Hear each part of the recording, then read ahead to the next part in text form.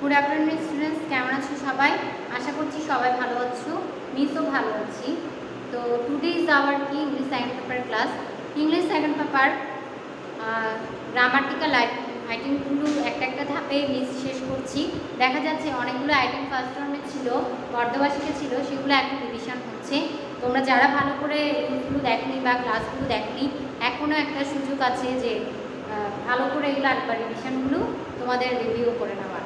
তো ক্লাসগুলো যেহেতু ডিটেলস আলোচনা করছি, কারণ প্যাসেজগুলো মডেল কোয়েশনগুলো এই টপিকগুলোর উপরেই বেশি হয়, তো এগুলোর উপর মিস এখন জোর দিচ্ছি। জুম ক্লাসও এগুলো তোমাদেরকে সরাসরি বোঝাতে পারছি। তো এখন অনেক ধরনের সুবিধা এসে গেছে। করোনা মহামারীতে বাসা থেকেও তোমরা কি ক্লাসগুলো খুব ভালোভাবে করছো, আমি বুঝতে পারছো, আমি আশাই করবো। এবং ফাইনালি আমি ভালো রেজাল্ট সবার থেকে আশা করছি। নেক্সট ইয়ারে ক্লাস 8-এ অনেক এই রুলসগুলো ওইখানেও থাকবে, গ্রামাটিক্যাল পার্টগুলো। এখনও তোমাদের এগুলো যদি আয়ত্ত হয়ে যায় তাহলে ক্লাস 8-এ গিয়ে এগুলো সমস্যা হবে না। তো আজকের ক্লাসে আমি চলে যাচ্ছি। গত ক্লাসে আমরা কী পড়েছি একটু বলতে পারবে? গত ক্লাসে আমরা ছিলাম কম্পারিজম আর অ্যাডজেক্টিভ। এর আগে আমরা অ্যাডজেক্টিভ কাকে বলে, অ্যাডজেক্টিভ থেকে মানে প্রকারভেদগুলো নিয়ে এক্সারসাইজগুলো প্র্যাকটিস করেছিলাম। এখন আমাদের যে টপিক আছে সেই টপিকটা হচ্ছে কম্পারিজন অফ অ্যাডজেক্টিভটা। আমরা গত ক্লাসে পড়েছি যে তিনটা অ্যাডজেক্টিভের তুলনা হয়, positive, comparative and superlative. Then positive and কম্পারেটিভের রুলসগুলো পরিবর্তনের সাথে সাথে আমরা এক্সাম্পলগুলো দেখেছি। আশা করছি এগুলো তোমাদের খাতায় একটা নোট হিসেবে আছে। তো আজকে যে মেইন গ্রামাটিক্যালের যে পরীক্ষা থেকে প্রশ্ন হয় মডেল কোয়েশনে, সেটা হচ্ছে ট্রান্সফরমেশন অফ সেন্টেন্স। হ্যাঁ, বিভিন্ন পরিবর্তন, হ্যাঁ, সেন্টেন্সের বিভিন্ন পরিবর্তন। এখানের মধ্যে ওই কম্পারিজন অ্যাডজেক্টিভের রুলসগুলো কি আসবে। তো আমরা আস্তে আস্তে ধাপে যাই। প্রথমে আমাদের যেটা আছে আজকে আমরা যেটা পড়বো অ্যাফার্মেটিভ টু নেগেটিভ। এখানে আমাদের শুধু রুলস পড়তে হবে। রুলস পড়লে এক্সাম্পলগুলো একদম কঠিন, রুলসগুলো তোমরা মাথায় সেট করে ফেলবে। এক্সাম্পলগুলো যেখান থেকে আসো, যেভাবে আসো তোমরা পারবে। প্রথম দেখো, আমি খাতায় একটু লিখে নিবে। অ্যাফার্মেটিভ সেন্টেন্সে অনলি বা অ্যালোন থাকলে বাক্য শুরুতে কী হয়? নান ভার্ব ব্যবহৃত হয়। বাক্যের শুরুতে কী ব্যবহৃত হয়? নান ভার্ব ব্যবহৃত হচ্ছে। তাহলে এখানে কোন অ্যাফার্মেটিভ সেন্টেন্স হ্যাঁ পদক বাক্যে অনলি বা অ্যালোন থাকবে, অনলি বা অ্যালোন দিয়ে যদি শব্দটা শুরু হয়, ওই জায়গায় যা শুধু তুমি কি বসিয়ে দেবে? নান ভার্ব বসিয়ে দেবে। তাহলে দেখো এক্সাম্পল আমি যদি দিই, only Allah can help us. Only Allah can help us. Only Allah can help আস দিয়ে যদি হয়, তাহলে আমি এই জায়গায় কি বসাবো? শুধু নান ভার্ব বসিয়ে দেবো। কি বসাবো? নান ভার্ব। নান ভার্ব আল্লাহ ক্যান হেল্প আস। এটা দিয়েও আমাদেরকে কি নাম থাকলে যে নেগেটিভ হয়ে যাবে তা না, এটা দিয়ে অ্যাফার্মেটিভই কি বোঝাচ্ছে। ঠিক আছে, তাহলে অনলি সেন্টেন্সে অনলি ভ্যালু থাকলে বাক্যের শুরুতে, যদি অনলিটা বাক্যের শুরুতে আছে, নান ভার্বটাও কি সে জায়গায় বসে যাবে। যেমন only he can do the work, তাহলে কী হবে? নান ভার্ব he can do the work. একটা একটা এক্সাম্পল, একটা একটা রুলস তুলে নাও। এটা হচ্ছে তোমাদের ফার্স্ট রুল, 1 নাম্বার। তারপর আমি সেকেন্ড রুলসে চলে যাচ্ছি। আশা করছি একটু তোলা শেষ। 2 নাম্বার রুলস হচ্ছে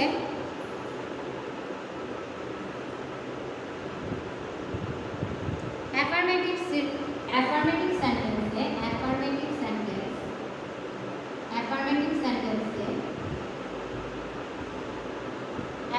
সেন্টেন্সে অনলি বা অ্যালোন কোনো বস্তুকে নির্দেশ করে। অনলি বা অ্যালোন কোনো বস্তুকে নির্দেশ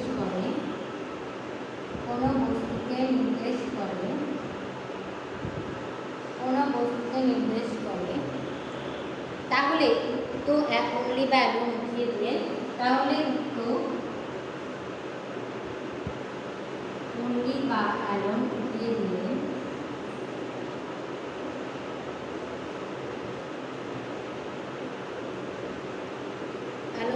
দিয়ে নাথিং ভার্ব ব্যবহৃত হবে। নাথিং ভার্ব ব্যবহৃত হয়।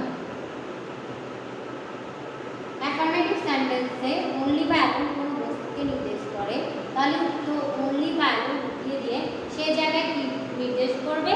সেখানে নির্দেশ করবে কি? Nothing verb. সেখানে কি আসবে? নাথিং ভার্ব আসবে। ওকে, ব্যক্তি, মানে ব্যক্তিকে বোঝাচ্ছিল, তার বাক্যের শুরুতে থাকার সাথে সাথে অনলি জায়গায় নাম ডাক বসেছে। কিন্তু অ্যাফার্মেটিভ সেন্টেন্সে অনলি বা অ্যালোন কোনো বস্তুকে নির্দেশ করছে, তাহলে ওই জায়গায় বস্তুর ক্ষেত্রে কি হচ্ছে, নাথিং বাট মানে বসবে। তাহলে আমি একটা এক্সাম্পল দিই, এই giant lies only sweets, lies only sweets. Okay, এই জায়েন্ট লাইস অনলি সুইটস, এখানে লাইস অনলি সুইটস মানে শুধু মিষ্টি পছন্দ করে, তাহলে বস্তুকে বোঝাচ্ছে। তাহলে আমি কি লিখব, a giant lies nothing but sweets, a giant lies only lies nothing but his sweets. Okay, তাহলে বুঝতে পারছো যে এই জায়গাগুলোতে আমরা কি করতে পারছি, আমাদের এখানের মধ্যে দেখা যাচ্ছে যদি কোনো বস্তুকে নির্দেশ করা হয় তাহলে তো অনলি বা অ্যালোন দিয়ে নাথিং বাটই কি ব্যবহৃত হবে। ওকে, তাহলে এটা নোট তুলে ফেলো। এবার আমরা 3 নম্বর রুলসে চলে যাচ্ছি।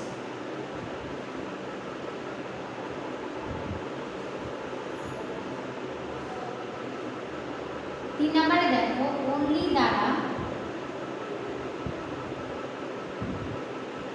দ্বারা যদি সংখ্যা নির্দেশ করে, অনলি দ্বারা যদি সংখ্যা নির্দেশ করে,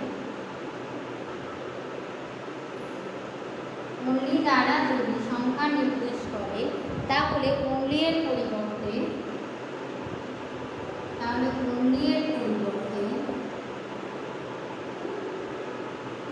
ওই জায়গায় নট মোর দেন বা নট লেস দেন বসাবো, নট মোর দেন বা নট লেস দেন বসাবো, নট লেস দেন বসাবো। তাহলে অনলি দ্বারা যদি সংখ্যা নির্দেশ করে, তাহলে অনলির পরিবর্তে ওই জায়গায় কি বসবে, নট মোর দেন বা নট লেস দেন বসবে। তাহলে হি ইজ অনলি 10, এখানে আছে কি, হি ইজ অনলি 10। তাহলে আমি এখানে অনলি সংখ্যা বোঝাচ্ছে, সে মাত্র কি 10 বছর, তাহলে হি ইজ নট মোর দেন 10, এটাকে যদি নেগেটিভ করি কি বোঝাবে, he is not more then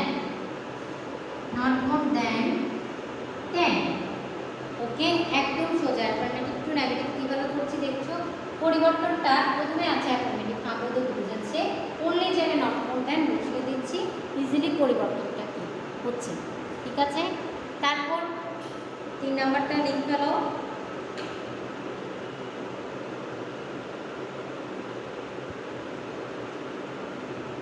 miss এখান থেকে শুধু ইম্পর্টেন্ট রুলসগুলোই তোমাদেরকে করে দেবো, যেগুলো পরীক্ষা আছে, কারণ রুলসগুলো খাতায় নোট করা থাকলে যতবারই রিভিশন দিবে ততবারই তোমাদের কাজ দেবে।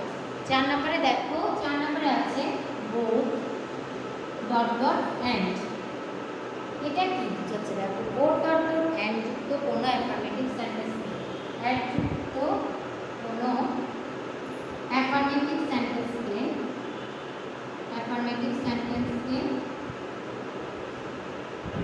নেগেটিভ করতে হলে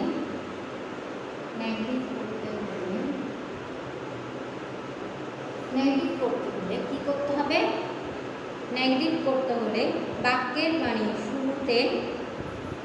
বাক্যের শুরুতে বা কখনো শুরুতে আবার কখনো মাঝে, বাক্যের কখনো শুরুতে বা মাঝে কি হবে, নট অনলি বা বাট অলসো ইউজ হবে। নট অনলি, বোথের ক্ষেত্রে বসবে নট অনলি, অ্যান্ডের ক্ষেত্রে কি বসবে, বাট অলসো ব্যবহৃত হয়। ওকে, তাহলে দেখো এখানে কি আছে, বোথ রাজি and Kamal were good friends. Both Rajiv and Kamal were good friends. Okay, both Rajiv and Kamal were good friends. তাহলে কি হবে, not only Rajiv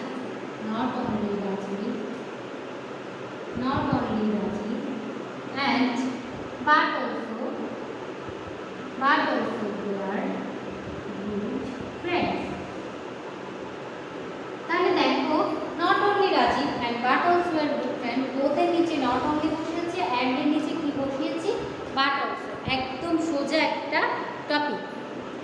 ঠিক আছে?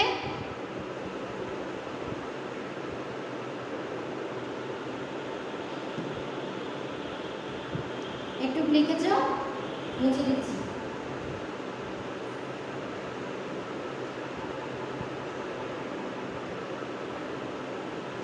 একদম সোজা সোজা রুলসগুলো আমরা অ্যাফারমেটিভ টু নেগেটিভ সেন্টেন্সে করছি।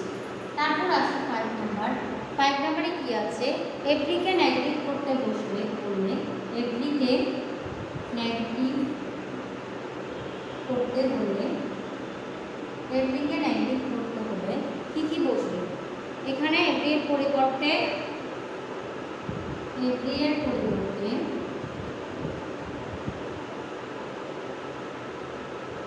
there is no plus, হ্যাঁ there is no plus, every এর পরের শব্দটি বসবে, এভরি এর পরের শব্দটি বসবে, এভরি এর পরের শব্দটি বসবে প্লাস কি হবে? বাট বসে বাকি বসবে। ওকে, একটা এক্সাম্পল দিলে বুঝতে পারবে। দেখো এভরিকে নেগেটিভ করতে হলে এভরি এর পরিবর্তে দেয়ার ইজ নো বসবে, তারপর এভরি এর পরের অংশ বসে যাবে এবং বাট দিয়ে বাকি বসবে। তাহলে দেখো এখানে কি আছে? Everyone hates the liar. হ্যাঁ, এক্সাম্পলটা হচ্ছে এভরিওয়ান হেটস দ্য লায়ার। সবাই কাকে ঘৃণা করে? হ্যাঁ, মানে ঘৃণা করে, লায়ারকে ঘৃণা করে, মিথ্যাবাদীকে ঘৃণা করে। তাহলে এখানে আমরা একটু সেন্টেন্সটা সাজাতে হবে এভাবে, দেয়ার ইজ নো ওয়ান, যেটা বলেছি এর পরিবর্তে বসবে দেয়ার ইজ নো ওয়ান এখানে লিখেছি, বাট হেটস দ্য লায়ার। আমরা বলি every mother loves her child, there is no mother but loves her child. বাটের পরে বাকি শব্দটা কি বসে গেছে? ক্লিয়ার? আশা করছি তোমাদের ক্লিয়ার হয়েছে। ওইটাও তোমরা লিখতে পারো, every mother loves her child, তাহলে there is no mother loves her child. Okay, তারপর যাব টু যুক্ত সেন্টেন্সকে কিপ করার নিয়ম। ওকে, 5 নম্বর রুল শেষ। এখন আমরা যাব 6 নম্বর রুলসে। 6 নম্বর রুলসে দেখো, টু থেকে টু যুক্ত সেন্টেন্সকে প্রদত্ত সেন্টেন্সে মানে টু থেকে টু এর নিয়ম। এতে কী হবে দেখো, একটু মন দিয়ে বুঝো, তাহলে খুবই সোজা। প্রদত্ত সেন্টেন্সে সাবজেক্ট প্লাস ভার্ব বসে। প্রদত্ত সেন্টেন্সে একটু ডট দিয়ে লিখি, তাহলে বুঝতে পারবে। প্রদত্ত সেন্টেন্সে সাবজেক্ট প্লাস ভার্ব বসবে, ভার্ব বসে। 2 নম্বর আছে টু এর জায়গায় টু এর পরিবর্তে, এই টু এর পরিবর্তে কি বসবে? সো বসবে। টু এর পরিবর্তে সো বসবে। 3 নম্বর টু এর পরিবর্তে সো বসবে, তারপর বসবে টু এর পরের অ্যাডজেক্টিভ বা অ্যাডভার্ব। টু এর পরে ওই জায়গায় যদি অ্যাডজেক্টিভ থাকে অ্যাডজেক্টিভ বসবে, না হলে অ্যাডভার্ব বসবে। এইটাই থাকবে, অ্যাডজেক্টিভ বা অ্যাডভার্ব। ওকে, টু এর পরের অ্যাডজেক্টিভ বা অ্যাডভার্ব বসে যাবে। 4 নম্বরে আছে কি? প্রথম সাবজেক্টটা বসবে, তারপর দ্যাট বসে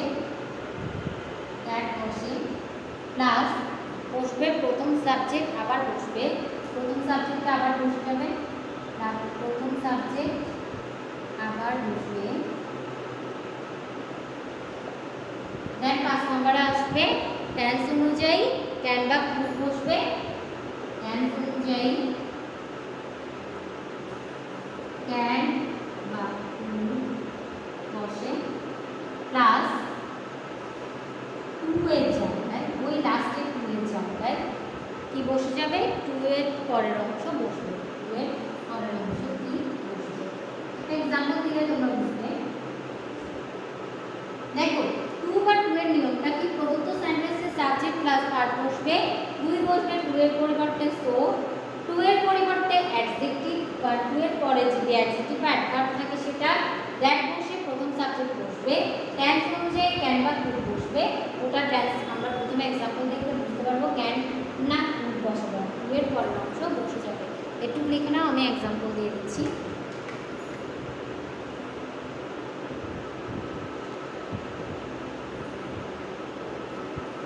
এটা মুছে দিই, এক্সাম্পলটা একটু লিখো, দেখো এক্সাম্পল দিলে বুঝবা। He is too weak to go, he is too weak go, সে এত দুর্বল যে সে যেতে পারে না, হ্যাঁ, বা এখানে যেতে পারে বোঝাচ্ছে। এটাকে আমার এখন নেগেটিভ করতে হবে। কী করবো দেখো, হি ইজ সো, টু এর পরিবর্তে আমি সো বসাচ্ছি, সো উইক মানে অ্যাডজেক্টিভ বসে দ্যাট হি ক্যান নট, এখানে নেগেটিভ করার জন্য আমার কি আসবে, ক্যান নট আসবে, ক্যান নট গো, যেহেতু প্রেজেন্ট টেন্স আমি কুড নট দিচ্ছি। ওকে, বুঝছো? আশা করছি এটা বুঝতে পেরেছি। এখন আমার চলে যাচ্ছি 7 নম্বর রুলসে। 7 নম্বর রুলসে কি আছে, অ্যাস বা অ্যাস যুক্ত সেন্টেন্সে, অ্যাস বা অ্যাস যুক্ত সেন্টেন্স এর ক্ষেত্রে কি বসবে, এর ক্ষেত্রে বসতেছে অ্যাসের জায়গায় নটলেস বসে যাবে। শেষ প্রথম অ্যাসের জায়গায় প্রথম অ্যাসের জায়গায়